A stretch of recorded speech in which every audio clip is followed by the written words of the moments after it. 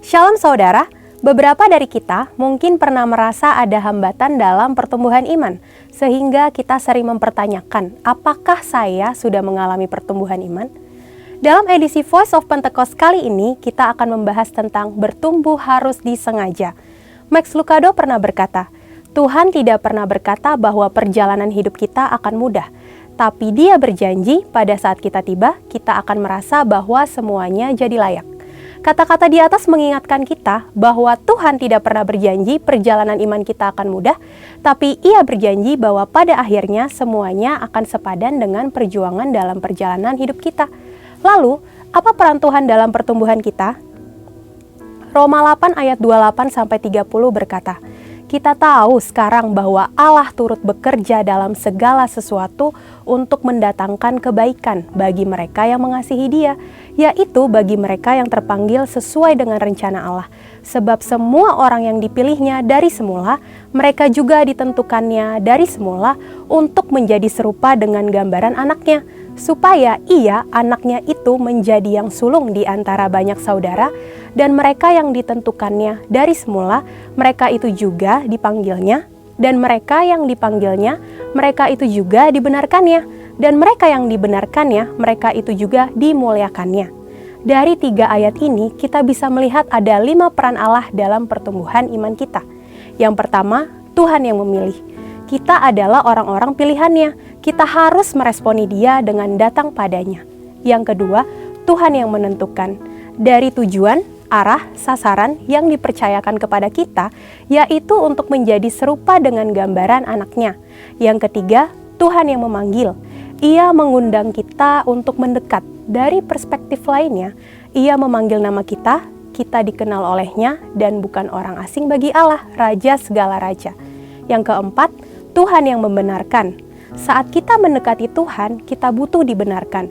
Justifikasi diberikan dalam iman akan korban salib Kristus. Keselamatan itu hasil pemberian dalam iman. Yang terakhir, Tuhan yang memuliakan. Tuhan menganugerahkan kemuliaan kepada siapa Ia berkenan. Bila perkenanan ada, maka kemuliaan diberikan. Di bagian inilah perjuangan kita menjadi penting. Dalam hidup ini, kita juga harus bekerja sama dengan Roh Kudus dalam pertumbuhan iman kita.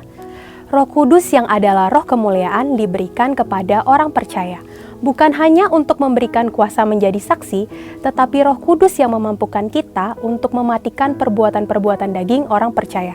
Selain mematikan perbuatan daging kita, Roh Kudus juga menyertai di dalam berjuang menanggung penderitaan sebagai orang Kristen. Apa saja sih perjuangan kita sebagai orang percaya? Yang pertama, berjuang melawan dosa. Contohnya, penipu yang tidak menipu lagi, pembohong yang berjuang untuk jujur. Yang kedua, berjuang melawan keinginan daging. Contohnya, tidak membeli barang sel yang tidak perlu, melawan godaan gengsi.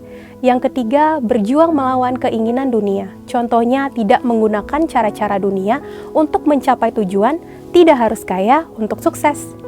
Yang terakhir, berjuang karena menderita atas nama Tuhan. Contohnya, siap dijauhi oleh orang lain karena hidup dalam kebenaran. Siap menderita karena nama Kristus. Kita percaya dengan penyertaan dari Roh Kudus, kita mampu untuk berjuang menanggung penderitaan-penderitaan tersebut. Karena ketika kita memilih untuk menjadi Kristen, sudah otomatis kita juga akan memikul salib Kristus. C.S. Lewis pernah berkata, jika Anda menginginkan sebuah agama yang membuat Anda merasa nyaman, maka saya sangat tidak menganjurkan kekristenan. Oleh sebab itu, dengan berbagai perjuangan dan ketidaknyamanan yang kita hadapi sebagai orang percaya, pertumbuhan harus disengaja. Setiap perbuatan yang orang percaya lakukan bisa berujung pada 2 hal, yaitu bertumbuh menjadi serupa seperti Kristus, atau kebalikannya, semakin menjauh dari Kristus. Saya berdoa bahwa kita semua bersepakat dengan Roh Kudus untuk mau bersama-sama diubah menjadi serupa dengan gambarnya, dalam kemuliaan yang semakin besar. Memang memutuskan untuk berubah menjadi seperti Kristus tidak mudah, tapi Yesus memberikan janji bahwa Ia yang memulai pekerjaan yang baik di antara kamu akan meneruskannya sampai pada akhirnya, pada hari Kristus Yesus. Segala puji dan hormat hanya bagi Dia. Untuk penjelasan lebih lengkapnya dari tim teologi kami, silakan buka link yang ada di atas atau scan QR Code yang tersedia. Maranatha, Tuhan Yesus memberkati kita semua.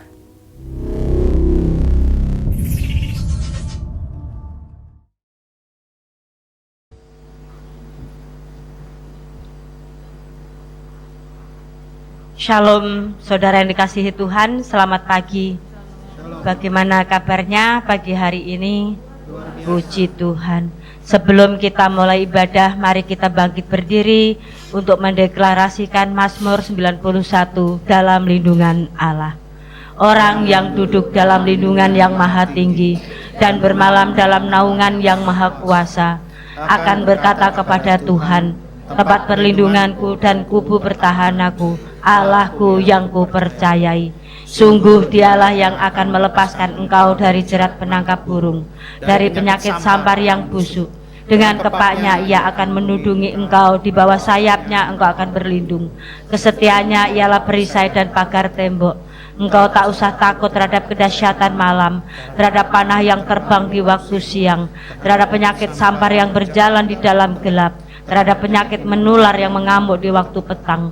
Walau 1000 orang rebah di sisimu dan 10.000 di sebelah kananmu, tetapi itu tidak akan menimpamu. Engkau hanya menontonnya dengan matamu sendiri dan melihat pembalasan terhadap orang-orang fasik. Sebab Tuhan ialah tempat perlindunganmu, yang maha tinggi telah kau buat tempat perteduhanmu. Malapetaka tidak akan menimpa kamu dan tulah tidak akan mendekat kepada kemahmu. Sebab malaikat-malaikatnya akan diperintahkannya kepadamu untuk menjaga engkau di segala jalanmu. Mereka akan menentang engkau di atas tangannya, supaya kakimu jangan terantuk kepada batu. Singa dan ular tedung akan kau langkahi. Engkau akan menginjak anak singa dan ular naga. Sungguh hatinya melekat kepadaku, maka aku akan meluputkannya. Aku akan membentenginya sebab ia mengenal namaku. Bila ia berseru kepadaku, aku akan menjawab. Aku akan menyertai dia dalam kesesakan. Aku akan meluputkannya dan memuliakannya. Dengan panjang umur akan kukenyangkan dia, dan akan kuperlihatkan kepadanya keselamatan daripadaku. Amin. Haleluya. Shalom semuanya. Shalom. Berikan tepuk tangan terbaik untuk Tuhan kita yang luar biasa. Ada sukacita yang baru? Amin. September itu dikatakan September yang ceria. Saudara percaya? Amin. Amin. Kita harus percaya bahwa sepanjang bulan yang ini, di September ini, kita akan mengalami suatu terobosan yang baru. Amin. Amin. Berikan tepuk tangan yang lebih baik lagi untuk Tuhan. Mari kita satukan hati di dalam doa. Shakala barata kala barata kala barata kala bashikila barata kala barata kala bashi. Hura barata kala barata kala barata kala barata kala barata kala bashi. Shekela la la la la la la la la la la la barata kala la la la la la barata kala. Hura kala la la barata kala la la la la bashi. Kami datang Tuhan menyembahmu Yesus. Engkau baik Tuhan, Engkau sangat baik, Engkau teramat baik. Kami bersyukur. Terima kasih Tuhan, terima kasih, terima kasih. Kami bersyukur Engkau mengundang kami Tuhan untuk hadir di gereja bersama-sama untuk berkumpul untuk menyembah Engkau ya Bapa. Terima kasih Tuhan, Engkau masih memberikan kesehatan, kekuatan yang baru Tuhan di dalam kehidupan kami ya Bapa. Terima kasih Tuhan, Engkau masih memberikan Tuhan kehausan, kerinduan bagi setiap kami.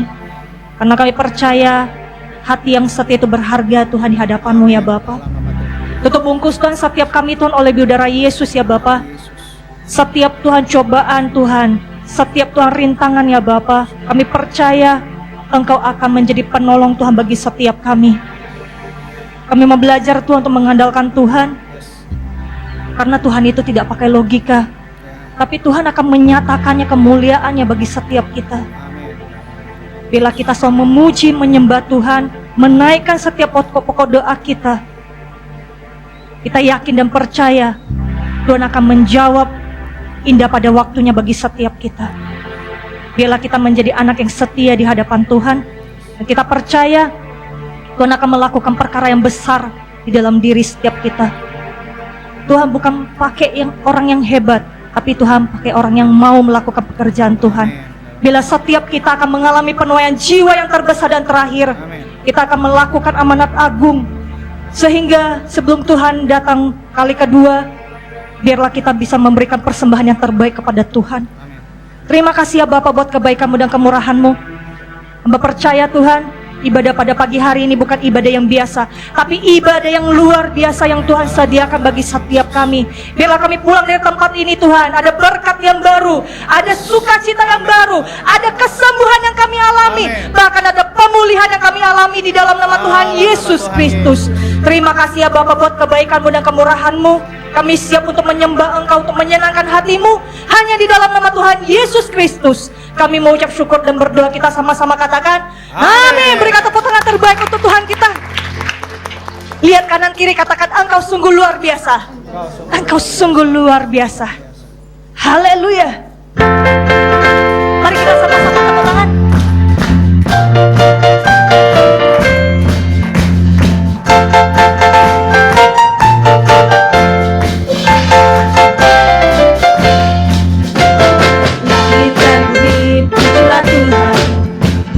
Sebab Dia ciptakan semuanya, keagungannya membatasi langit bumi, sembah sujud di hadapannya.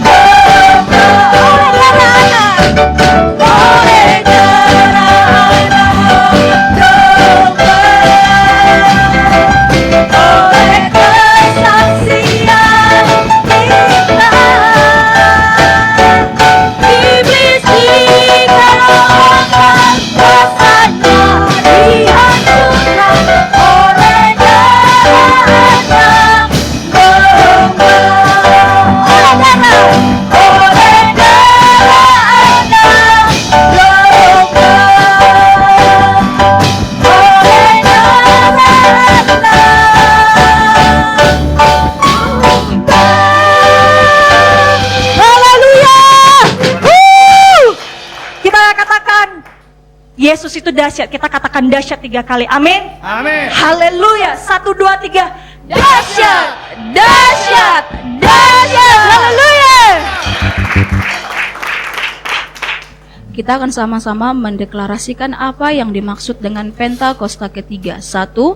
Pentakosta ketiga adalah pencurahan Roh Kudus yang dahsyat di zaman now, melebihi yang terjadi di Azusa Street. 2. Pentakosta ketiga akan mengakibatkan penuaian jiwa yang terbesar dan terakhir sebelum Tuhan Yesus datang kembali. 3. Pentakosta ketiga akan membangkitkan generasi Yeremia, yaitu anak-anak muda yang dipenuhi Roh Kudus, cinta mati-matian kepada Tuhan Yesus, tidak kompromi terhadap dosa, dan akan bergerak untuk memenangkan jiwa. 4. Pentakosta ketiga lahir di Indonesia dan bergerak ke bangsa-bangsa. Gerakan ini dari timur ke barat dan akan kembali ke Yerusalem. 5. Pentakosta ketiga akan memberikan kuasa untuk menyelesaikan amanat agung, dan setelah itu Tuhan Yesus datang kembali. Amin.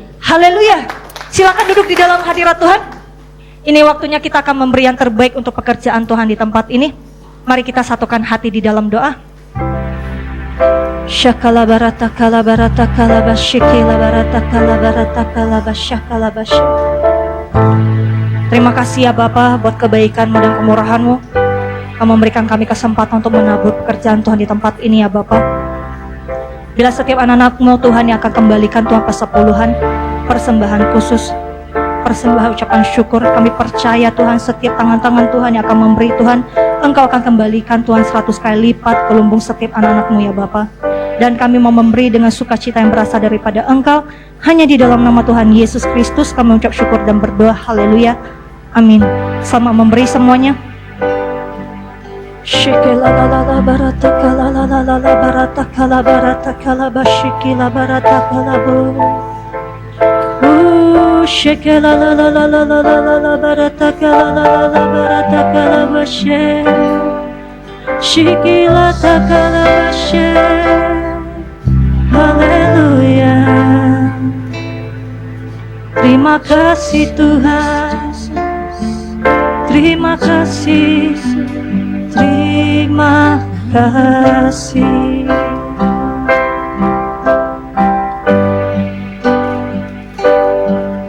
Selain Kau tiada yang lain, hanya Kau milikku di surga. Sekalipun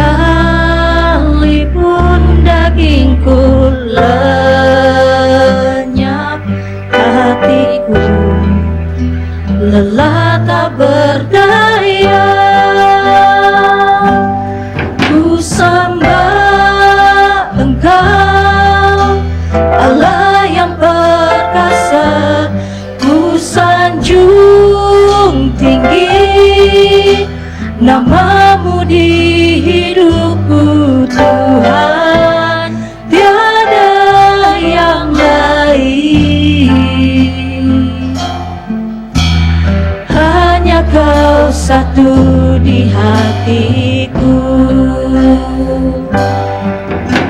Selain Kau tiada yang lain, hanya Kau milikku di surga. Sekalipun dagingku lenyap, hatiku lelah tak berdaya.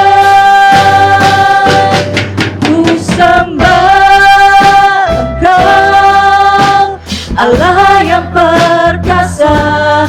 Ku sanjung tinggi nama-Mu di hidupku Tuhan, tiada yang lain. Hanya Kau satu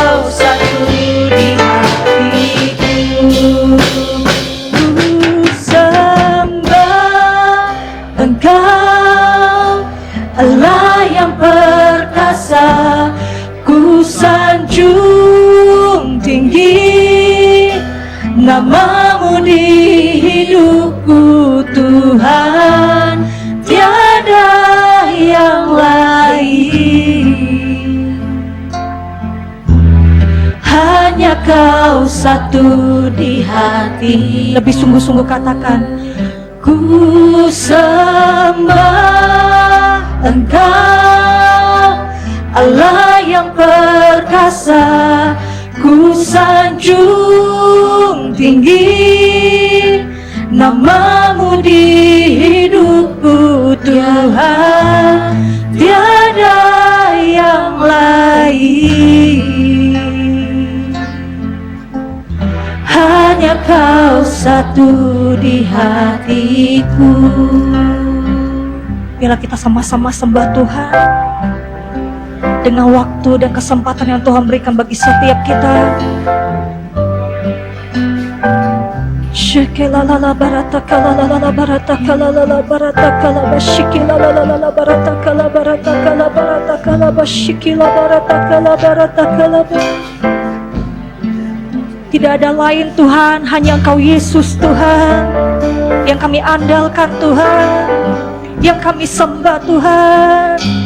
Shikila la la la la la la la la la la la la la la baratakala la la la la baratakala baratakala bashe huratakala la la la la la la la la la la la baratakala bashikila baratakala baratakala bashe shikila la la la la la la la la la la la baratakala baratakala baratakala baratakala bashikila baratakala bu.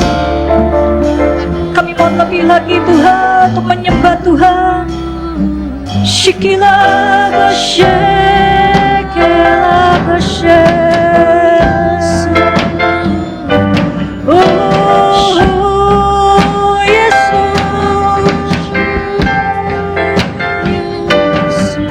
Engkau layak kami sembah. Oh Tuhan,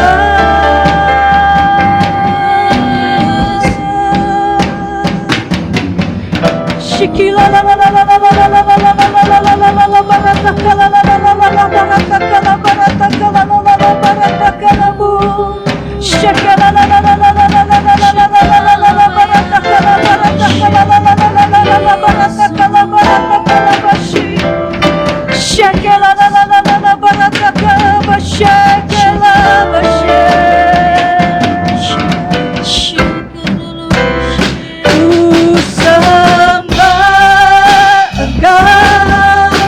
Allah yang perkasa, ku sanjung tinggi namamu di hidupku Tuhan, tiada yang lain.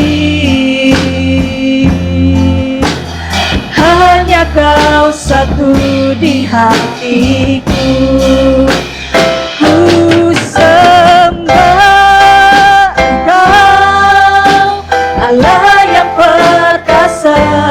Ku sanjung tinggi namamu di hidupku Tuhan, tiada yang lain. Hanya Kau satu di hatiku. Ku sembah Engkau, Allah yang perkasa. Ku sanjung tinggi namamu di hidupku Tuhan, tiada yang lain. Hanya Kau satu di hatiku. Ku sembah kudus, kudus, kuduslah Tuhan, dan ku sanjung Kau mulia, mulia bagimu Tuhan. Ku sembah kudus, kudus, kuduslah Tuhan, dan ku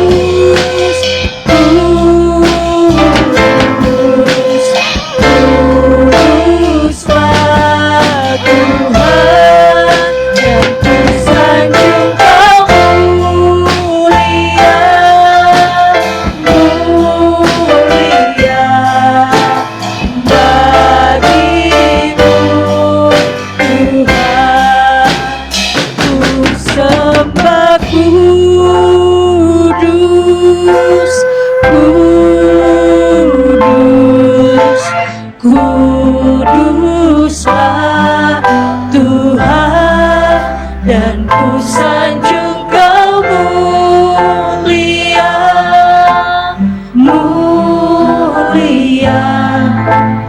bagimu. Dengan perlahan saya mengundang kita semua untuk bangkit berdiri bersama-sama. Kudus, kuduslah Tuhan, dan ku sanjung Kau mulia, mulia. Angkat kedua tangan kita, katakan ku sembah Kau kudus Tuhan. Ku sembah kudus.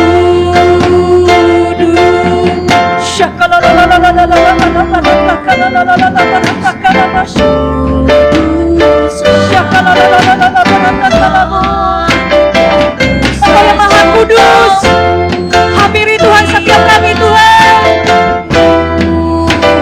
Kami butuh Tuhan, lawatan Tuhan. Kami butuh jamaah Tuhan.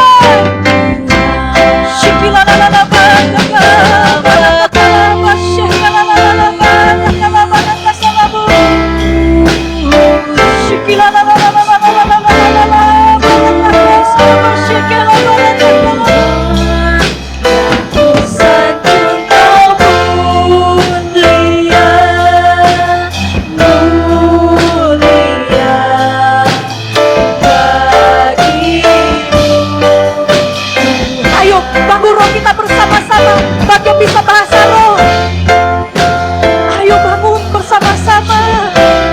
Bagi yang masih mau bisa berbahasa roh, katakan Engkau sungguh baik, Engkau sungguh dahsyat Tuhan, Engkau sungguh luar biasa bagi kami.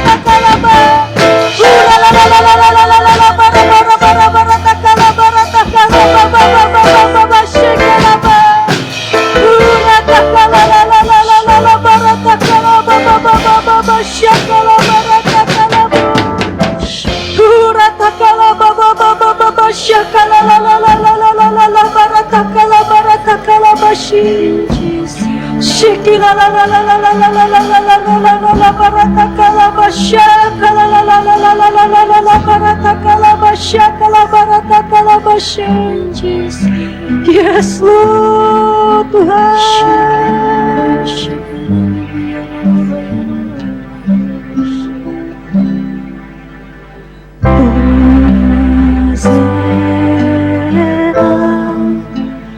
In the highest, let our King be lifted up. Hosanna.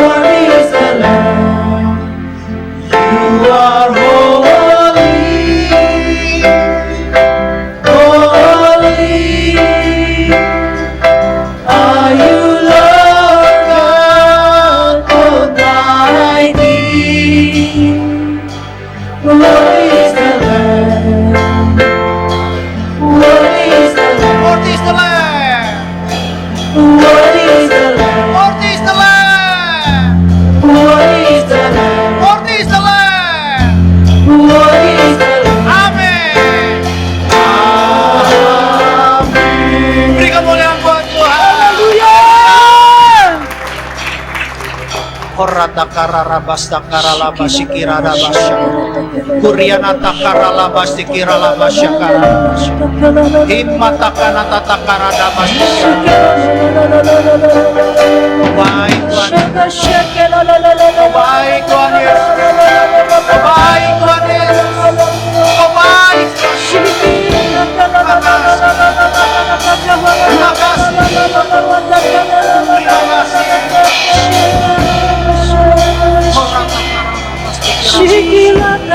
kasih.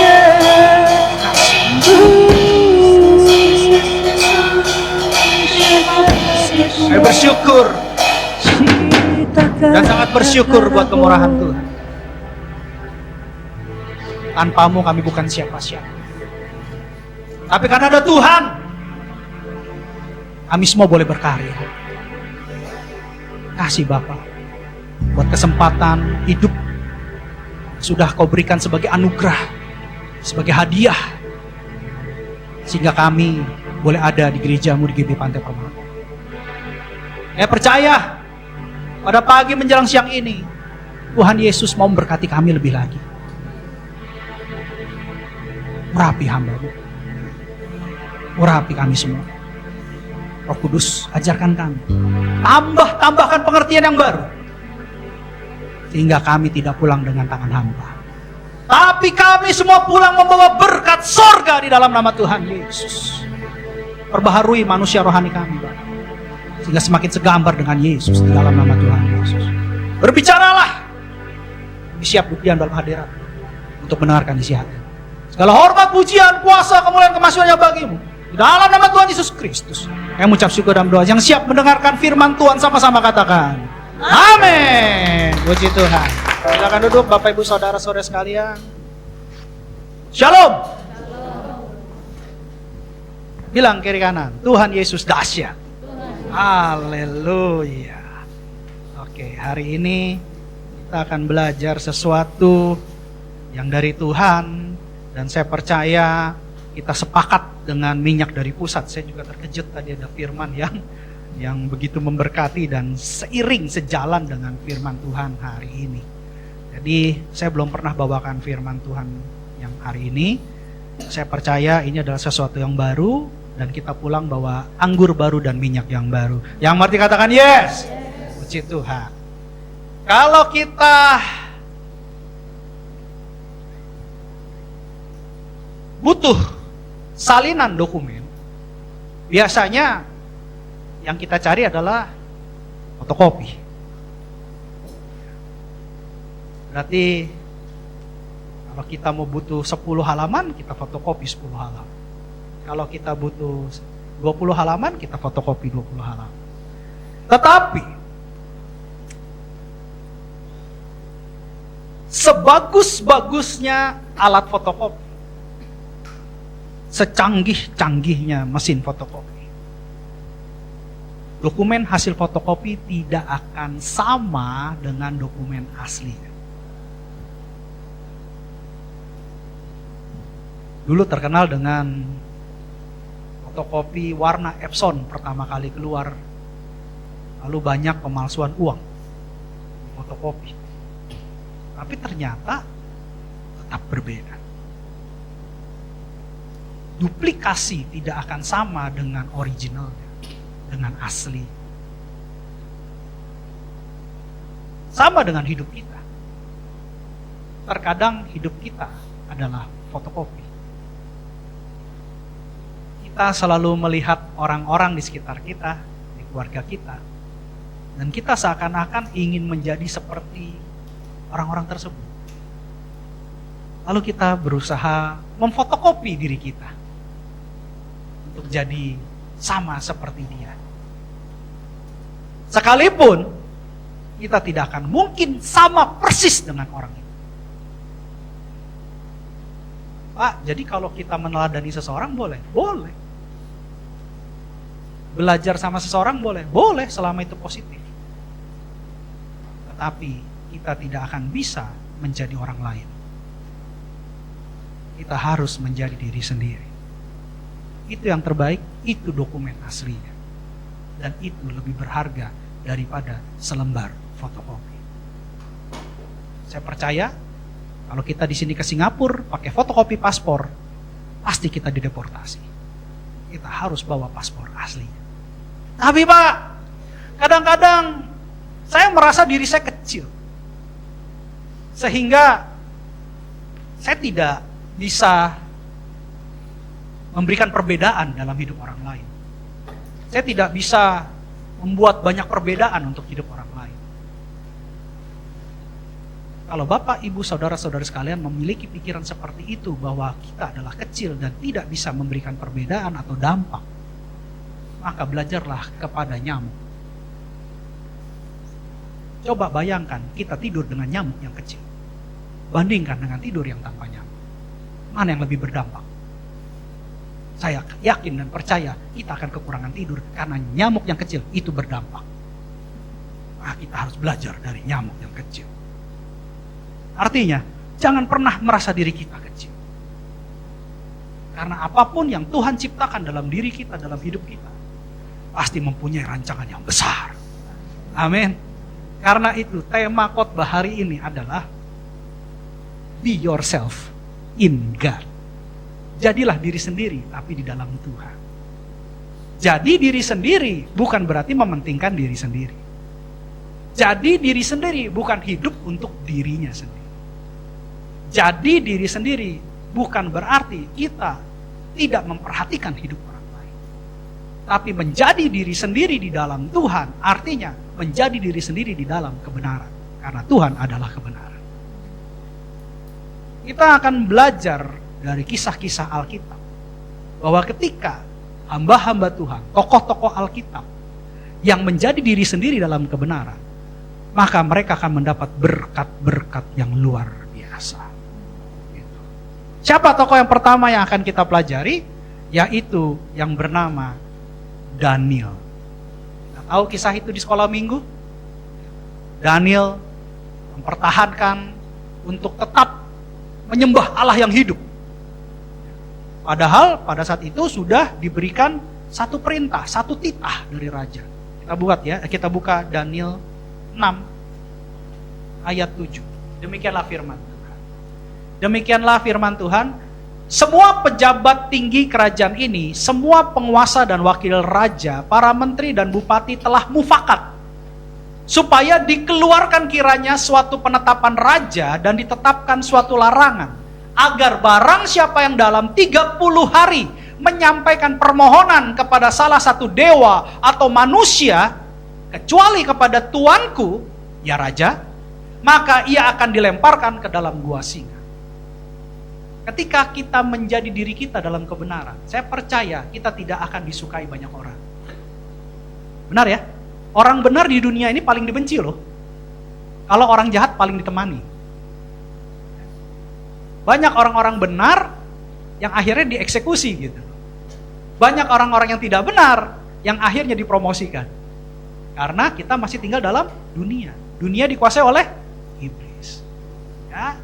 Berarti ketika kita dalam kebenaran, pastinya kita dianggap sok kudus, sok benar, sok suci gitu ya. Tapi dalam kisah Daniel kita belajar, itu sudah terjadi berapa ribu tahun yang lalu. Orang benar pasti tidak disukai.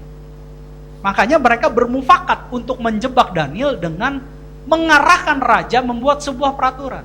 Kalau dalam 30 hari semua orang menyembah dewa, tidak menyembah raja, maka dia akan dilempar ke gua singa. Tapi Daniel itu adalah orang yang tidak kompromi dengan dosa, orang yang tidak kompromi dengan ketidakbenaran, orang yang tidak mau dibelokkan pendiriannya kepada ketidakbenaran. Karena ini perintah raja dan ini jebakan. Apa yang Daniel lakukan? Coba kita lihat ayat 10.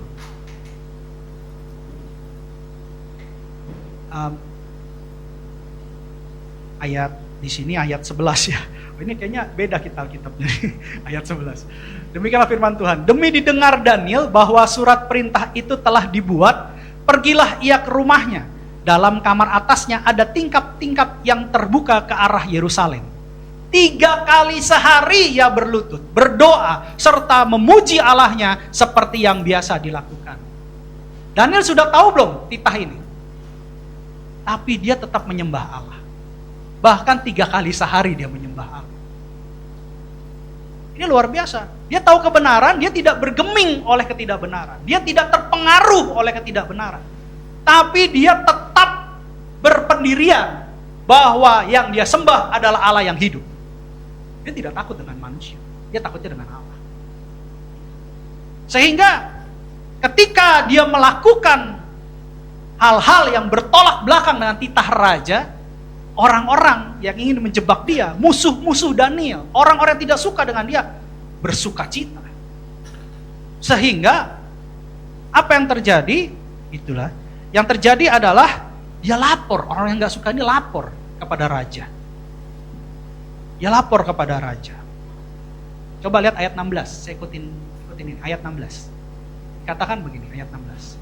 Lalu bergegas-gegaslah orang-orang itu menghadap raja serta berkata kepadanya, ketahuilah ya raja, bahwa menurut undang-undang orang Media dan Persia, tidak ada larangan atau penetapan yang dikeluarkan raja yang dapat diubah. Ngadu mereka. Si Daniel ini gak menyembah raja, tapi menyembah Allahnya Israel. Gitu. Akhirnya dilanjutkan di ayat 17-nya, mau tidak mau, karena raja yang memberikan perintah. Lalu sesudah itu raja memberi perintah, diambillah Daniel dan dilemparkan ke dalam gua singa. Berbicaralah raja kepada Daniel, Allahmu yang kau sembah dengan tekun, dialah kiranya yang melepaskan engkau. Terkadang ketika kita tidak tergoncang kepada pendirian kebenaran, dalam kebenaran, maka kita yang dihukum. Benar ya? Lalu kita berpikir, aduh tahu gitu saya gak usah lakukan kebenaran. Kemarin saya pernah lihat di medsos, ada orang ngembaliin handphone malah dituduh nyuri handphone gitu ya. Padahal dia kembalikan handphone. Saya gak ngerti juga itu hukum kayak apa. Tapi saya dengar berita itu di medsos dan puji Tuhan akhirnya dia mendapatkan keadilan. Sesuatu yang unik sebenarnya. Sehingga orang mau berbuat baik juga susah. Ada juga yang kemarin kejadian beberapa tahun yang lalu, anak kecil nangis di jalanan ketika ditolong, malah anak kecil itu minta diantar pulang ke rumahnya, sampai di rumah anak kecil itu ternyata kita disergap, gitu ya, dibegal. Ada juga kejadian seperti itu. Kadang-kadang kita kasihan, kita ingin membagikan kebenaran, membagikan kasih. Tetapi ingat, kita harus cerdik seperti ular dan tulus seperti merpati. Di zaman-zaman saat ini dunia akan semakin jahat, dan itu harus digenapi dan pasti tergenapi. Jadi kalau kita tidak mengambil langkah-langkah hikmat dari Tuhan, kita akan terjebak dalam hal-hal yang tidak pernah kita sadari bahwa itu adalah jebakan. Ya. Saya percaya Daniel tahu ini jebakan, karena dia adalah orang paling berhikmat pada saat itu. Dia dipilih sebagai pemimpin orang-orang bijaksana di kerajaan Media dan Persia. 10 kali lebih cerdas di atas rata-rata. Saya rasa dia tahu, tapi dia tidak mengikuti titah raja untuk tidak menyembah Allah Israel yang hidup.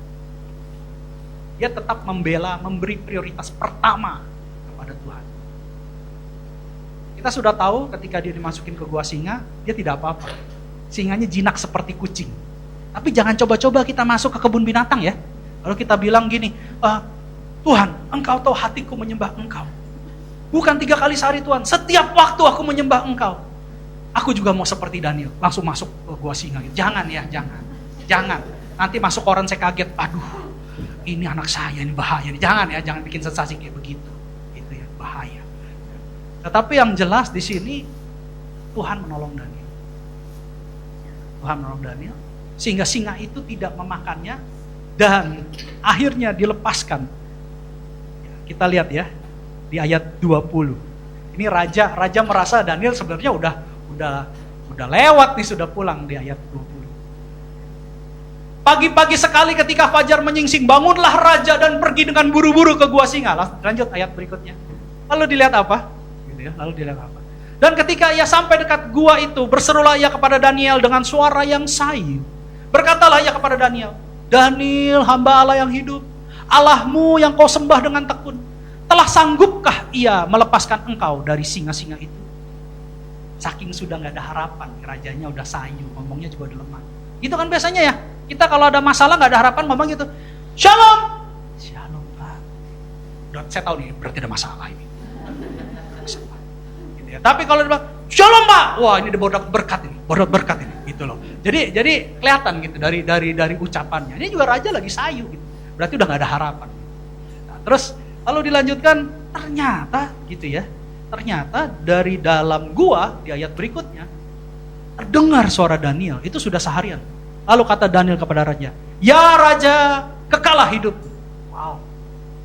Ini luar biasa. Kalau bukan tangan Tuhan yang mengatupkan mulut singa itu, saya percaya Daniel sudah habis itu. Tapi karena dia menyembah Allah yang hidup, maka apa yang dia lakukan di hadapan Allah tidak akan pernah sia-sia. Itu semua berharga. Allah mampu menutupkan mulut singa. Allah mampu mengalahkan iblis. Singa itu kan identik dengan auman singa itu kan iblis, seperti singa yang mengaum-ngaum gitu kan ya. Jadi segala musuh-musuh kita itu tidak akan mampu melawan Allah Israel yang hidup. Itu luar biasa. Apa yang terjadi? Alkisah, Daniel keluar, lalu raja mengubah aturan. Raja mengubah aturannya dengan aturan yang baru, yaitu di ayat 27. Ayat 27 dikatakan begini. Ayat 27.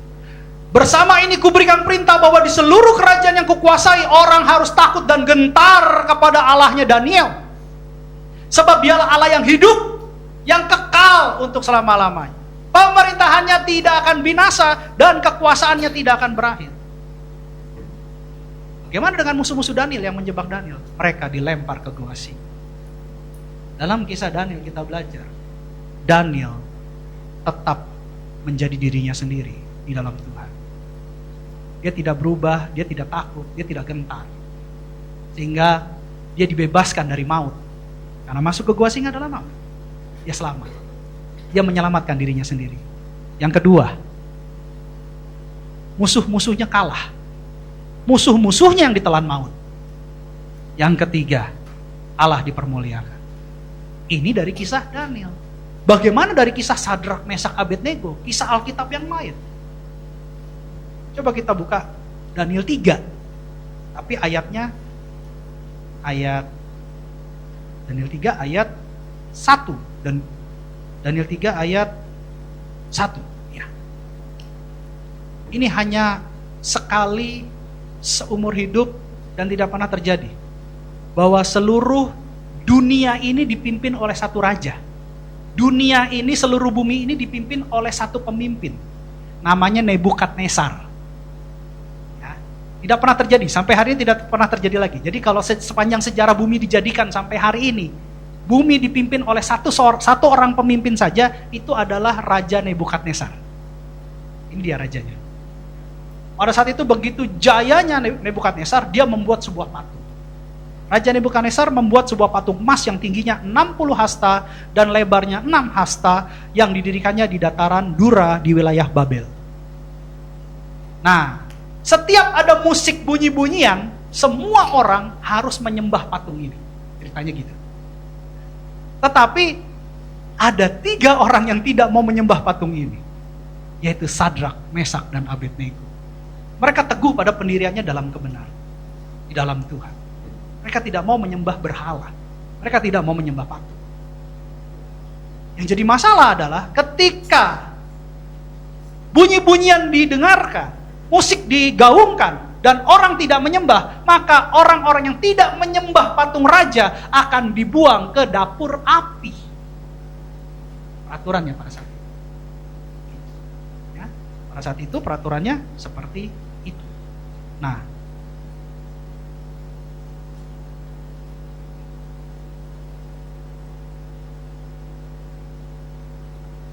ini membuat marah Nebukadnezar. Raja satu-satunya di bumi ini pada saat itu. Marah dia, marah besar. Sehingga apa yang terjadi? Ayat 13 dikatakan begini. Sesudah itu Nebukadnezar memerintahkan dalam marahnya dan geramnya untuk membawa Sadrak, Mesak, dan Abednego menghadap. Setelah orang-orang itu dibawa menghadap raja, lanjut 14, Dikatakan, berkatalah Nebukadnezar kepada mereka, apakah benar, hai Sadrak, Mesak, dan Abednego, bahwa kamu tidak memuja dewaku dan tidak menyembah patung emas yang kudirikan itu? Tapi kita tahu kisahnya, mereka hanya menyembah Allah yang hidup. Mereka tidak mau menyembah berhala. Saking marahnya, terlalu marahnya, maka Raja Nebukadnezar membuat perapian 7 kali lebih panas. Jadi bukan dapur biasa. Itu ibaratnya kalau kita bakar jagung, dari jauh aja kita gini-gini puter-puter udah matang. Gak usah kita di api. Ya, gak usah. Jadi dari jauh tuh udah gini-gini udah panasnya luar biasa. Dikatakan dalam kisah ini kalau kita baca, orang yang melempar Sadrak, Mesak, Abednego ikut terbakar. Yang melempar, yang dilempar gak terbakar. Ya, ibaratnya tuh kalau kita lagi bakar-bakar B1, B2 gitu ya, tangan kita yang kebakar, dagingnya gak kebakar, bisa kebayang gak tuh? Ya, berarti ada salah. Karena yang dibakar bukan dagingnya, tapi tangan kita yang masuk ke api. Itu ada yang salah itu berarti. Nah ini enggak, ya, ini enggak ada yang salah. Ini yang ngelempar itu yang terbakar. Yang dilempar 3 orang ini enggak dibakar. Dan yang uniknya lagi dalam kisah Alkitab ini, yang dilempar itu pakai pakaian dari kain. Wow, saya nggak ngerti juga ya. Kalau dipikir-pikir ini luar biasa nih. Coba kita lihat ya. Kita lihat ya. Oke, ayat 21. Kita lihat di sini. Menarik ini. Cuma saya nggak bahas di situ. Saya bahas cuma jadilah diri sendiri dalam Tuhan. Demikianlah firman Tuhan ayat 21. Lalu diikatlah ketiga orang itu dengan jubah, celana, topi, dan pakaian-pakaian mereka yang lain. Dan dicampakkan ke dalam perapian yang menyala-nyala. Jadi lengkap. Kalau ibaratnya topinya ada bulu ayam tuh, itu juga ikut tuh masuk. Bulu ayam itu kan gampang kebakar. Tapi ternyata ini luar biasa. Waktu dilempar, yang melempar, lihat ya, yang ayat 22, dilanjutkan di ayat berikutnya. Karena titah raja itu keras, dipanaskanlah perapian itu dengan luar biasa, sehingga nyala api itu membakar mati orang-orang yang mengangkat Sadrak, Mesak, dan Abednego itu ke atas. Jadi bayangin, orang yang ngangkat Sadrak, Mesak, Abednego mati. Ya, ketika kita dalam kebenaran kan banyak orang yang ingin membinasakan kita. Orang-orang yang ingin membinasakan kita itu malah yang mati.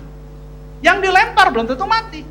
Ketika dilempar, diikat tangannya dilempar. Bayangin, saya nggak habis pikir juga. Perhatikan di sini. Waktu dia dilempar itu diikat. 3 orang ini diikat, dilempar, diikat, nggak bisa ngapa-ngapain. Jadi artinya begini, ketika kita dalam kebenaran, terkadang kita nggak bisa ngomong apa-apa, kita nggak bisa lakukan apa-apa, karena kita seakan-akan terikat dan terkurung. Tapi kita dalam kebenaran, kita menjadi diri sendiri dalam kebenaran. Seakan-akan kita tidak bisa melakukan apa-apa. Kita semacam speechless, nggak bisa bicara, kita nggak bisa bergerak, kita nggak bisa bertindak, kita dalam keadaan pasrah, sama seperti orang ini pasrah.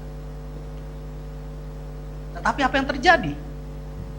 Ketika orang-orang mencampakkan 3 orang ini, Raja bilang gini di ayat 25, yang dicampakkan 3, tapi yang di ayat 25, Raja bilang gini, katanya, tetapi ada 4 orang, kulihat berjalan-jalan dengan bebas di tengah-tengah api itu. Mereka tidak terluka, dan yang keempat itu rupanya seperti anak dewa. Ketika kita dalam kebenaran, kita menjadi diri sendiri dalam kebenaran, sekalipun kita terikat, kita dibuang ke dapur api, kita nggak bisa ngapa-ngapain karena tangan kita terikat. Tapi Yesus akan menyelamatkan kita. Karena Dia adalah kebenaran itu. Apa yang terjadi? Di ayat 26, lalu Nebukadnezar mendekati pintu perapian yang bernyala-nyala itu, berkatalah ia, Sadrak, Mesak, dan Abednego, hamba-hamba Allah yang maha tinggi, keluarlah dan datanglah kemari. Lalu keluarlah Sadrak, Mesak, dan Abednego dari api itu. Dan di ayat 27 dikatakan, dan para wakil raja, para penguasa, para bupati, dan para menteri raja datang berkumpul. Mereka melihat bahwa tubuh orang-orang ini tidak mempan oleh api itu, bahwa rambut di kepala mereka tidak hangus, jubah mereka tidak berubah apa-apa, bahkan bau kebakaran pun tidak ada pada mereka. Maut tidak berkuasa kepada orang-orang yang berpendirian dalam kebenaran. Jadi jangan takut, jangan khawatir menghadapi ketidakbenaran. Ketika kita benar di dalam Tuhan, percayalah, maut tidak akan menang melawan kita. Ini penting. Terkadang kita kan goncang ya dengerin orang ngomong, udah deh ikut aja. Daripada kamu kamu nggak bisa survive, daripada kamu nggak menang tender, daripada kamu nanti dimusuhin, ikut aja. Saya sebagai Bapak Gembala, Bapak Rohani tempat ini, saya sarankan jangan. Selama kita tahu kebenaran, jalankan kebenaran. Jangan menyimpang dari kebenaran. Percayalah, ketika kita setia kepada kebenaran, kalian akan dapat berkat-berkatnya nanti. Daniel menyelamatkan dirinya. Musuh-musuhnya kalah dan memuliakan Allah. Sadrak, Mesak, Abednego bukan menyelamatkan dirinya, tapi juga menyelamatkan teman-temannya. Musuh-musuhnya habis, yang melemparkan dia dalam api mati, dan bahkan dia juga memuliakan Allah. Tahu dari mana? Ayat 28 berkatalah demikian firman Tuhan. Berkatalah Nebukadnezar, terpujilah Allahnya Sadrak, Mesak, dan Abednego. Ia telah mengutus malaikatnya dan melepaskan hamba-hambanya yang telah menaruh percaya kepadanya dan melanggar titah raja, dan yang menyerahkan tubuh mereka karena mereka tidak mau memuja dan menyembah Allah manapun kecuali Allah mereka. Nama Allah dipermuliakan. Nama Allah dipermuliakan. Itu yang kedua. Bagaimana dengan yang ketiga? Tokoh Alkitab yang lain. Kita tahu kisah Esther. Waktu zaman kerajaan Ahasiweros lagi pesta, kerajaan Media Persia setelah Babel. Diundanglah Ratu Wasti. Tapi Ratu Wasti lagi enjoy party sama teman-temannya, sehingga tidak mau dipanggil oleh raja. Sahnya seperti itu. Apa yang terjadi? Raja kumpulin pejabat-pejabat, teman-teman rekan-rekan raja juga. Lalu ditanya, ini gimana bagusnya ya? Minta nasihat. Akhirnya penasehat dan teman-temannya bilang gini, ya udah, kita cari aja pengganti ratu yang baru. Kita adakan aja secara sayembara terbuka bahwa siapa yang boleh mengikuti acara ini adalah kirimkan gadis-gadis yang cantik-cantik untuk menjadi pengganti ratu. Pada saat itu kita tahu bahwa ada yang namanya Esther, orang Yahudi di bawah binaan Mordekai. Jadi si Esther ini anak yatim. Papa mamanya saudaranya Mordekai. Sehingga Mordekai mengambil anak ini menjadi anak angkatnya, seperti anak kandungnya, diasuh dari keturunan Yahudi. Nah, Mordekai masuk mengikuti sayembara ini, memberikan Esther kepada sida-sida untuk diseleksi. Ceritanya begitu. Nah, akhirnya Esther mendapat perkenanan. Singkat ceritanya, Esther mendapat perkenanan dari raja, mendapat kasihnya raja, sehingga terpilihlah dia menjadi ratu pengganti Ratu Wasti. Nah, permasalahannya adalah kalau kita buka di Esther 3 ayat 1, ada satu orang, ada permasalahannya nih. Esther 3 ayat 1. Esther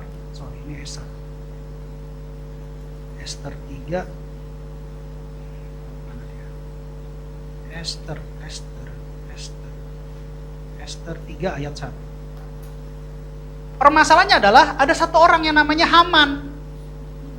Sesudah peristiwa-peristiwa ini, maka Haman bin Hamedata, orang Agag, dikaruniailah kebesaran oleh Raja Ahasiweros, dan pangkatnya dinaikkan serta kedudukannya ditetapkan di atas semua pembesar yang ada di hadapan baginda.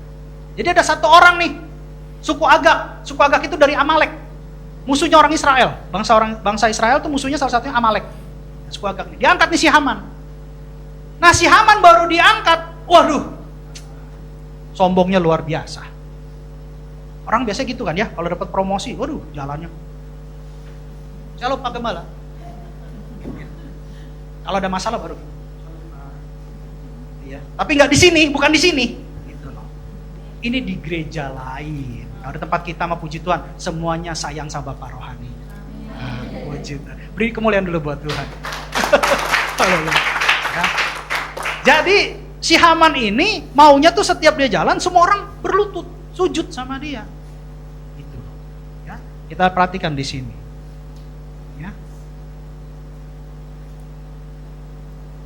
di ayat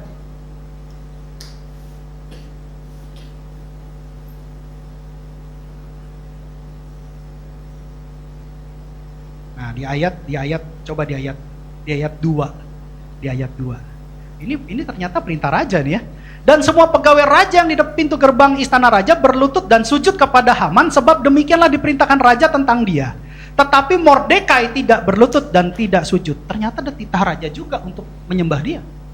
Ada titah raja. Jadi sudah dinaikin pangkat, disuruh menyembah dia. Ada titah raja. Tetapi yang menarik, hanya Mordekai yang tidak mau berlutut dan tidak sujud. Dia tetap pada pendiriannya dalam kebenaran. Kenapa? Dalam bangsa Israel hanya boleh menyembah Allah yang hidup, bukan menyembah manusia. Dia tidak mau menyembah. Bertahan dalam kebenaran. Apa yang terjadi? Mordekai jadi bukan Mordekai. Karena Mordekai tidak berlutut, si Haman jadi marah. Saya kan sudah diangkat nih jadi pejabat. Kok kalian nggak hormat gitu, nggak berlutut? Cuma ada satu orang yang nggak berlutut, namanya Mordekai. Gitu loh. Tapi karena dia merasa diri dia hebat, dia tidak mau membinasakan atau menghukum Mordekai. Dia mau melakukan kejahatan yang lebih besar lagi. Coba lihat di ayat 6. Haman punya niat begini. Tetapi ia menganggap dirinya terlalu hina untuk membunuh hanya Mordekai saja. Karena orang telah memberitahukan kepadanya kebangsaan Mordekai itu. Jadi Haman mencari ikhtiar memunahkan semua orang Yahudi, yakni bangsa Mordekai itu di seluruh kerajaan Ahasiweros. Jadi dia saking marah, dia nggak mau bunuh satu orang, dia mau bunuh bangsanya, habis nggak ada bangsa itu lagi.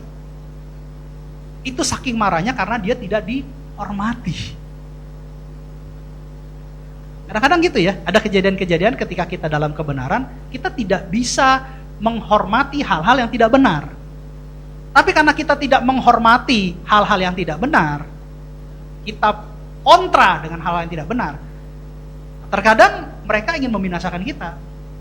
Orang-orang yang tidak di dalam kebenaran ingin membinasakan kita. Bukan tanggung-tanggung, kita dan keluarga kita gitu. Biasanya begitu. Ada kejadian-kejadian seperti itu. Tapi apa yang terjadi? Singkat cerita, si Mordekai ini robek-robek baju sama naruh pasir. Jadi kalau orang Yahudi zaman dulu kalau lagi dalam suasana duka, bajunya tuh dikoyakkan.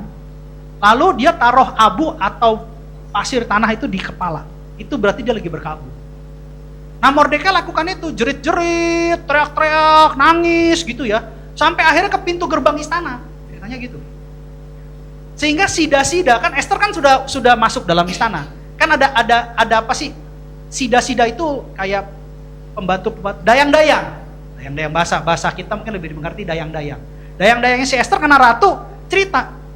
Esther, itu si Mordekai di luar nangis-nangis, teriak-teriak, robek-robekin baju sama taruh abu sama debu gitu loh di atas kepalanya sama pasir gitu.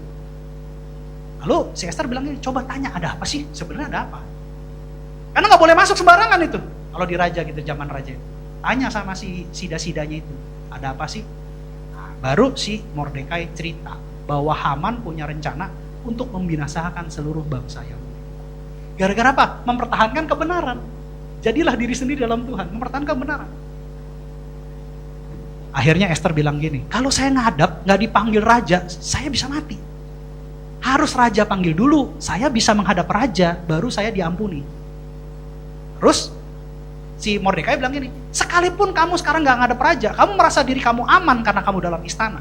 Pada saat nanti titah raja turun untuk menghabisi semua bangsa Yahudi, kamu juga bisa mati. Nanti bisa dibaca tuh di Esther.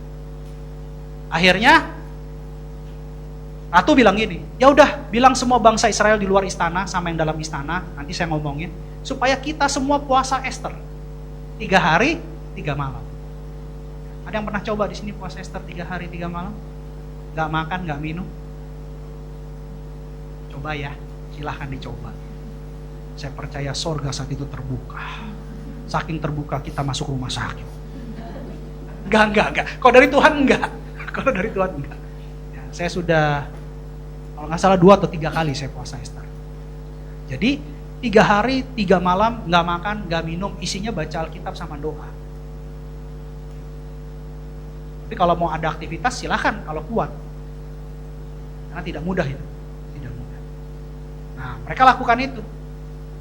3 hari, 3 malam, gak makan, gak minum. Itu benar-benar gak mudah itu gak mudah. Gak mudah. Itu kita gak bisa tidur, terus fisik kita lemah, dan bahkan, mohon maaf, air urin kita tuh makin harinya makin banyak, itu seperti darah. Jadi itu gak mudah. Tapi silahkan kalau mau dicoba dari Tuhan, semuanya damai sejahtera. Masalah apa? Jadi ketika mereka selesai puasa Ester, apa yang terjadi? Raja nggak bisa tidur. Raja ke perpustakaannya kerajaan gitu. Lagi nggak bisa tidur, galau, ke perpustakaan kerajaan. Disitulah ditemui tulisan bahwa Mordekai pernah berjasa melaporkan orang-orang yang ingin bunuh raja. Jadi raja tuh berhutang nyawa kepada Mordekai. Dan bahkan dalam tulisannya Mordekai nggak dapat apa-apa. Makanya benar istilah peribahasa dalam kehidupan, hutang budi dibawa sampai mati. Hutang uang bisa dibayar, hutang budi dibawa sampai mati. Ini dari Alkitab. Gitu. Kalau si Mordekai nggak lapor, raja sudah mati. Tapi karena Mordekai lapor, ketahuan, diselidiki, ketahuan orang yang ingin membunuh Raja Ahasiweros pada saat itu ditangkap. Mordekai tidak dapat hadiah apa-apa. Karena Mordekai nggak minta apa-apa. Akhirnya raja bilang, wah ini kayaknya harus kasih penghargaan nih, karena nyawa saya pernah ditolong sama si Mordekai. Lagi mikir-mikir gitu ya, besokannya sampai besok pagi dia mikir-mikir, kasih hadiah apa ya, kasih hadiah apa. Haman musuhnya Mordekai datang, kucuk datang dia. Gitu loh. Ditanya sama raja, Haman sini deh. Menurut kamu, kalau ada orang yang sudah menyelamatkan raja dan berbakti kepada raja, berbakti kepada kerajaan, itu apa hadiahnya? Oh, si Haman pikir, jangan-jangan saya nih. Ya, si Haman pikir gitu, GR duluan. Oh, itu saya itu. Langsung dia bilang, wah, Baginda harus kasih baju yang istimewa. Naikkan dia ke dalam kuda, naikkan dia di atas kuda, lalu diiring ke seluruh daerah dan menyatakan bahwa dia layak mendapat kemenangan. Oh gitu ya, kata raja. Iya, itu pantas. Akhirnya raja bilang gini, kalau gitu kamu naikkan Mordekai seperti yang kamu katakan. Kasih dia baju yang indah, naikkan dia ke kuda, iring dia katanya.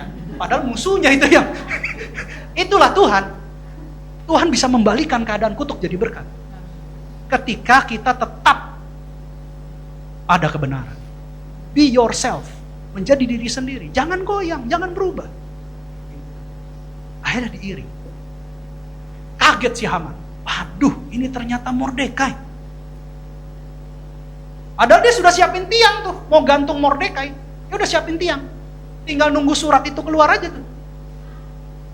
Tapi ternyata nggak kesampaian. Kita tahu kisah selanjutnya, akhirnya Mordekai dihukum mati. Haman dihukum mati dan bangsa Israel diselamatkan. Dari sini kita belajar dari tokoh ketiga. Ketika kita menjadi diri sendiri dalam kebenaran, apa yang terjadi? Bahwa bukan hanya Mordekai yang diselamatkan, tapi bangsa Israel juga diselamatkan. Ini berbicara ketika kita berdiri dalam kebenaran. Yang pertama, menyelamatkan diri sendiri. Yang kedua, menyelamatkan orang-orang di sekitar kita. Yang ketiga, menyelamatkan keluarga kita. Bangsa Yahudi adalah keluarga daripada Mordekai dan Esther. Jadi ketika kita be yourself in God, di dalam kebenaran, percayalah, berkat-berkat ini akan kita dapat. Dan bukan itu saja, Allah akan dipermuliakan. Ya. Jadi mulai sekarang, jangan ragu, jangan goyang, kata orang, kata kiri, kata kanan, terus jadinya goyang-goyang. Aduh, gimana ya, bener gak ya? Jangan. Cerminannya dari mana? Acuannya dari mana? Firman Tuhan. Kalau firman Tuhan bilang ya, ya. Tidak, tidak.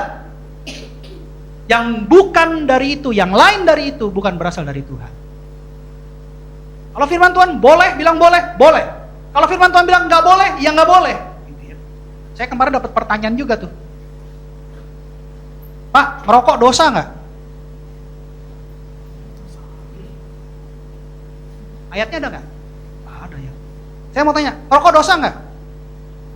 Nah, bingung tuh yang kalau yang merokok sih bilang nggak dosa Pak. Kan gak ada ayat firmannya. Itu sama pertanyaan kemarin tanya juga tuh, ada beberapa jemaat di Jakarta tanya ke saya, Pak, judi dosa nggak? Sekarang saya tanya, ngerokok dosa nggak? Yang dosa itu bukan rokoknya.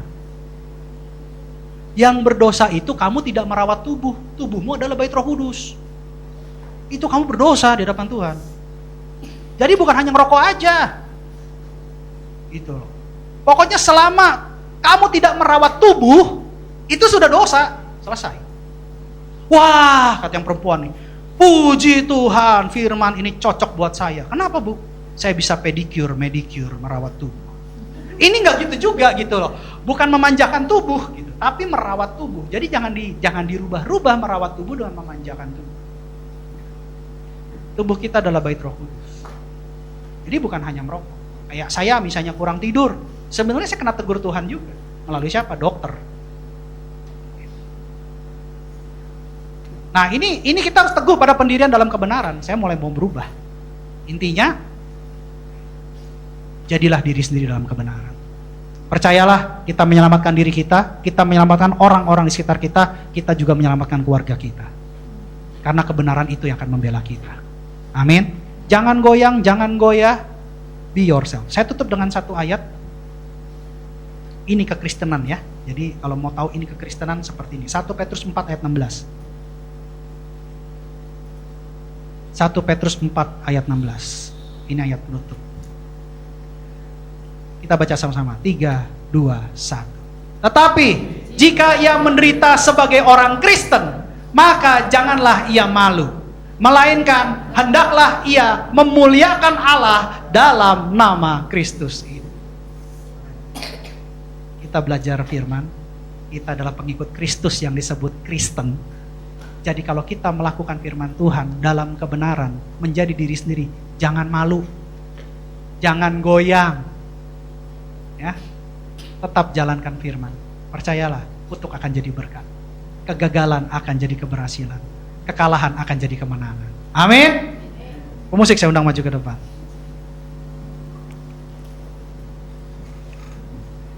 Bapak Ibu saya undang untuk bangkit berdiri, kita nyanyikan satu lagu. Hari ini kita belajar untuk jadi diri sendiri di dalam Tuhan. Ya, jangan berusaha untuk jadi orang lain.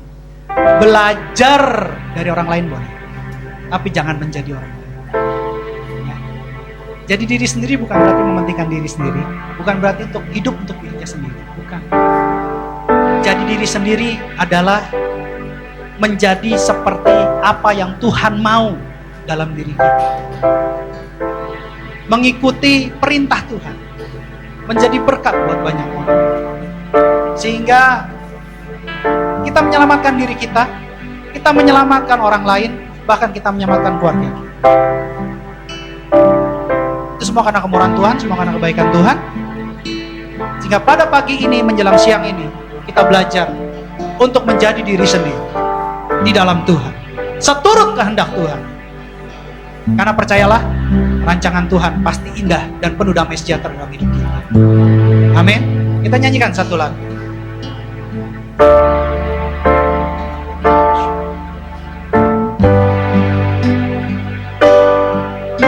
Ada sebab anugerah-Mu,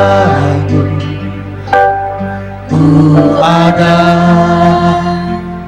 karena kasih-Mu, Tuhan Yesus. Ku berterima kasih buat kasih rahmat. Katakan Ku ada, Ku ada sebab anugerah-Mu, Ku ada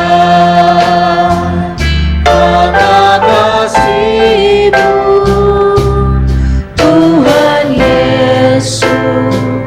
Ku berterima kasih buat kasih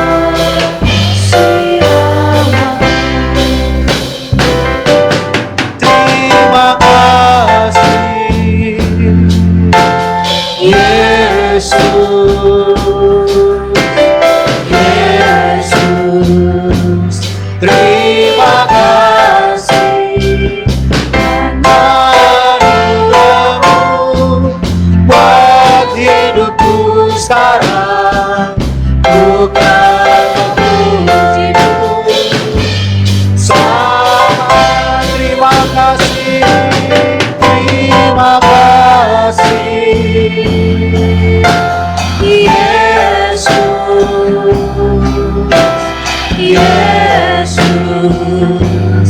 Terima kasih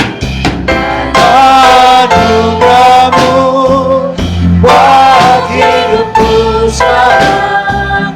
Ku kan memujimu, selamanya ku kan memujimu, ku kan memujimu, selamanya ku kan memujimu, ku kan memujimu. Selamanya.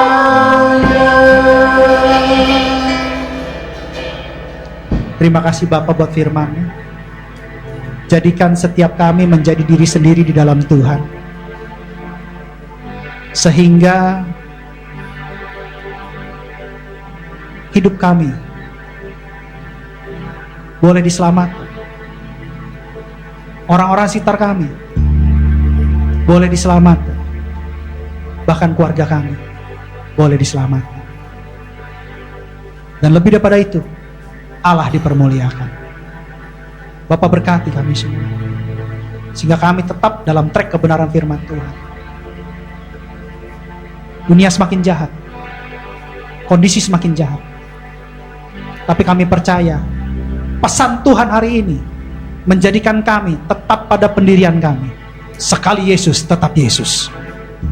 Berkati anak-anak-Mu Tuhan. Kuatkan mereka, mampukan mereka, berikan hikmat-hikmat yang baik, sehingga mereka tidak keluar dari trek kebenaran firman Tuhan. Mereka tetap menjadi diri sendiri dalam Tuhan. Dan kami percaya mereka semakin mengerti apa kehendak Tuhan pada diri kami pribadi lepas pribadi. Ajarkan kami Tuhan. Terima kasih Bapa, terima kasih Tuhan Yesus, terima kasih Roh Kudus.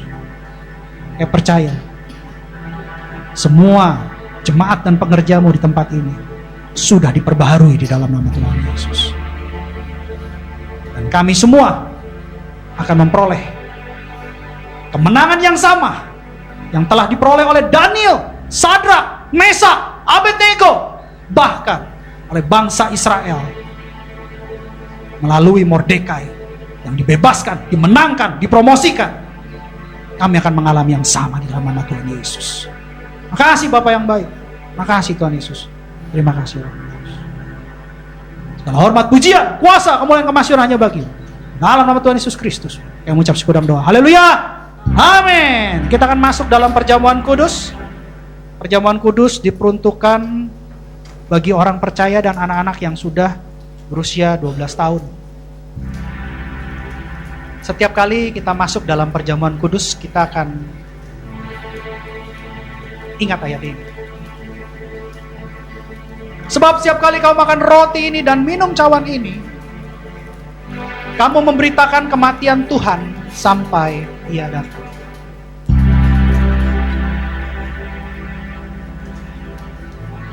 Perjamuan kudus adalah perjamuan Tuhan Yesus sendiri. Dia mau kita diberkati.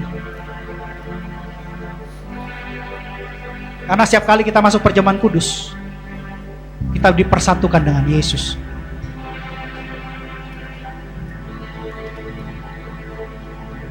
Sehingga kita ingat akan Dia.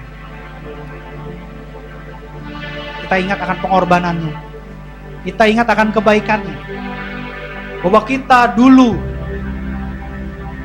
dengan manusia lama kita, kalau tidak bertemu dengan Yesus, kita semua tidak akan diperbaharui. Tapi karena Tuhan Yesus baik, Tuhan Yesus berkarya buat kita, Dia mati buat kita, Dia mau selamatkan kita. Saudara-saudara yang terkasih dalam Kristus Yesus, kita akan masuk dalam perjamuan kudus, tetapi sebelum kita masuk, kita harus koreksi diri. Lihat keadaan diri masing-masing. Kalau ada dosa yang tersimpan, kemarahan, kekecewaan, kesedihan, hal-hal yang belum beres di hadapan Tuhan, minta ampun kepada Tuhan. Bersihkan ruang hati kita sehingga kita menerima berkat yang terbaik dari sorga. Jangan menyimpan dosa-dosa dalam diri kita. Karena ada tertulis, jadi barang siapa dengan cara yang tidak layak makan roti atau minum cawan Tuhan, ia berdosa terhadap tubuh dan darah Tuhan. Karena itu hendaklah tiap-tiap orang menguji dirinya sendiri. Dan baru sesudah itu ia makan roti dan minum dari cawan. Kalau ada yang Tuhan ingatkan tentang dosa-dosa yang belum beres, kemarahan, kekecewaan, kebencian yang masih tersimpan dalam hati, minta ampun sama Tuhan. Pastikan kita minta ampun sama Tuhan. Dia adalah Tuhan yang mengampuni, Dia adalah Tuhan yang mengasihi. Minta ampun sama Tuhan. Ampuni kami Yesus, ampuni kami Tuhan, ampuni dosa dan pelanggaran kami. Ampuni kami Tuhan, kami mohon ampun atas dosa dan pelanggaran kami Yesus. Ampuni kami.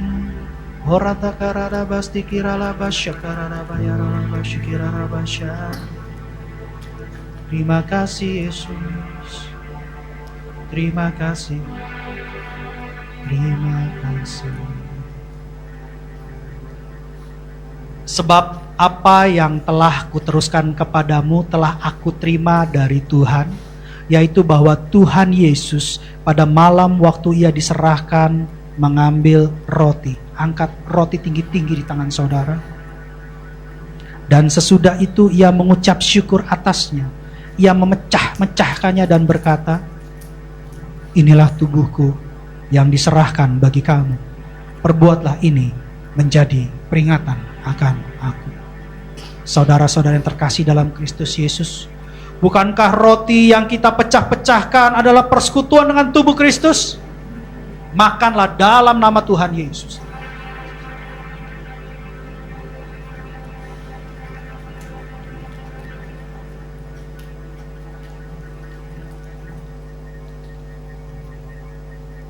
Angkat cawan di tangan saudara tinggi-tinggi.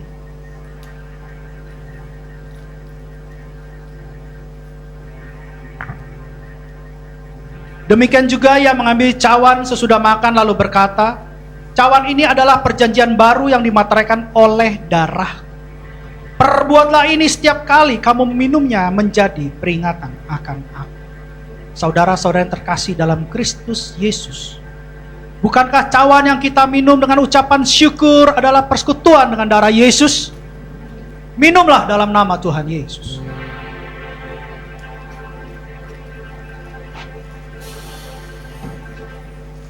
Mari kita mengucap syukur, jangan ada yang diam. Terima kasih Tuhan, kami bersyukur kepadamu. Terima kasih Yesus, terima kasih. Engkau baik Yesus, kami berterima kasih kepadamu. Kami bersyukur kepadamu, ya Tuhanku, ya Yesusku. Terima kasih, Yesusku, terima kasih Yesusku. Bersyukur hanya bagi Tuhanku. Terima kasih Yesusku, terima kasih Yesusku. Bersyukur hanya bagi Tuhan. terima kasih. Terima kasih Yesusku.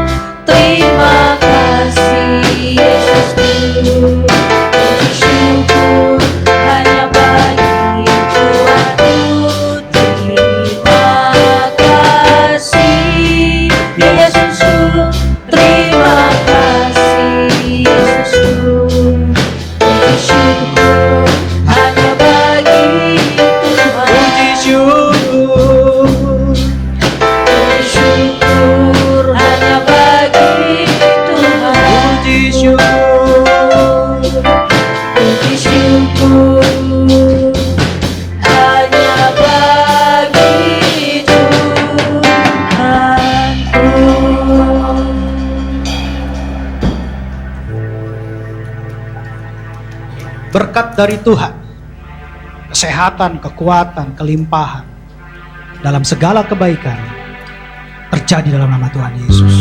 Yang sakit saat ini juga sembuh dalam nama Tuhan Yesus. Yang letih lesu dikuatkan dalam nama Tuhan Yesus. Dan kami percaya tidak ada lagi kekalahan dan kegagalan. Yang ada adalah kemenangan demi kemenangan dalam nama Tuhan Yesus. Mari kita siapkan hati kita untuk menerima berkat yang terbaik dari Tuhan. Kekasih-kekasih Kristus, sama seperti engkau membuka kedua tanganmu dan pintu hatimu di hadapan Tuhan, pintu surga terbuka di hadapanmu. Pulanglah dan bawalah berkat pengudusan, berkat keselamatan, berkat kesehatan yang sempurna, berkat roh yang menyala-nyala, bahkan berkat Abraham, Ishak, dan Israel, serta kasih karunia yang berlimpah-limpah. Shalom dari Allah Bapa kita di surga, melalui Tuhan kita Yesus Kristus, dan persekutuan yang manis bersama dengan Roh Kudus mulai saat ini sampai Tuhan Yesus menjemput kita semua di awan-awan yang permai. Bagi setiap kita yang percaya sudah menerima berkat Tuhan, sama-sama katakan